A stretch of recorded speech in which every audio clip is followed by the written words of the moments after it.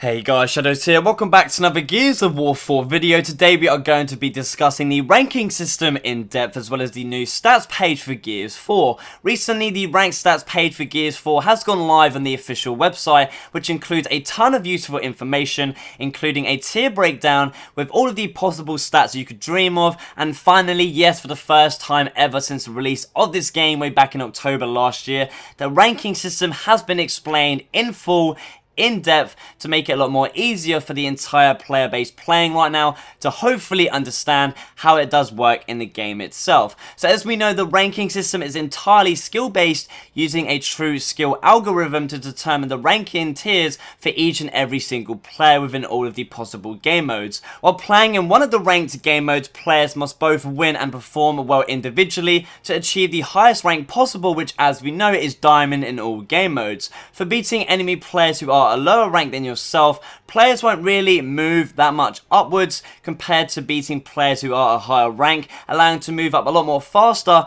towards the next tier. So for example, a silver player beating out a few diamond players will really help out towards progression and just ranking up towards gold, compared to just beating out a few other silver players. Each game mode uses a different set of rules and regulations to measure individual contributions to create the most accurate skill prediction. So for example, playing the objective in game modes like King of the Hill or Escalation really does have an effect on ranking up compared to just getting kills in those game modes. Even players who may lose a match and just have a rough game here and there, individual performance really does matter in this game no matter what, and can really help out just by reducing or negating a reduction in the tier placements for losing overall. These skill calculators occur at the end of a match, but every round played is considered into the overall mix. It is important for players to perform well in each and every round to rank up. Ranking up the fastest means beating out enemy players in as few rounds as possible. So for example, winning 7-0 in Escalation is so much better than winning at 7-6. True skill uses two numbers to represent skill, being a rating number and a confidence number. As the ranking system becomes more confident in a player's ability based on how consistently they played the game, it means that it will place those players into the correct tier bucket they belong in, and so to get into the higher buckets in the game, players will need to consistently just keep winning overall against enemy players of similar or lower skill level. Now this could actually explain why Season 1 placement ranks are so similar to ranks at the end of Season 0, because the true skill ranking system has been able just to learn over the last good few months what tier bucket a player is supposed to be put into.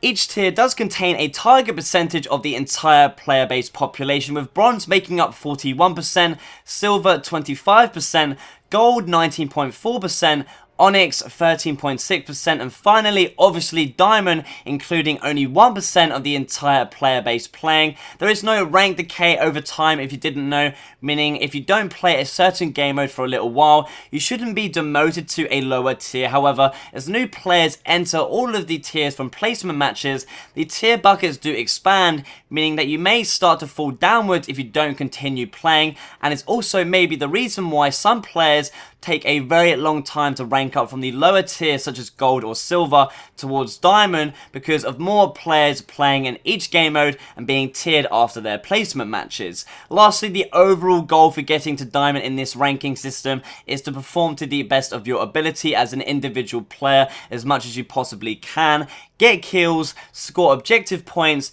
win as fast and in as least amount of rounds as possible, stay consistent as a player, and improve to move up in the ranks in Gears 4. Moving on to discussing the stats page though on the official website gearsofwar.com. If you head over to the official website, there should be a link down below in the description. The stats page offers a unique ranked overview with a lot of information on your personal statistics. One of the most important features of this brand new stats page, in my personal opinion, is the ability to be able to see the ranked tier progression bar for each and every ranked playlist game mode, which shows a percentage which represents how much progress has been made towards ranking up in that tier to the next, and how close you are to either promotion or demotion. So now we can actually scroll through each and every multiple game mode that is available and get a really good look at how much progression is needed in each game mode until we have all possible 8 diamond ranks in every single game mode for each season. Further down down this stats page though is also going to be showing each player's rank tiers in previous seasons as well. Obviously at the moment only showing season 0, which I really think is just a really nice touch overall in being able to see how much you have just improved as a player from season to season. So there you have it, that is the ranking system explained in full with how it works in a Gears of War 4, as well as a good look at the new stats page on gearsofwar.com, which now includes a rank progression bar that is going to be very useful going into the future. Please make sure to leave me a comment down below telling me what you think. Do you now understand how the ranking system works, or are you still a little bit confused? As well as, will you be actually using the stats page on the website to help yourself out with your overall ranked experience? Give the video a thumbs up and share if you enjoyed, and subscribe if you aren't already. Thanks for watching, and as always, I shall see you in the next one.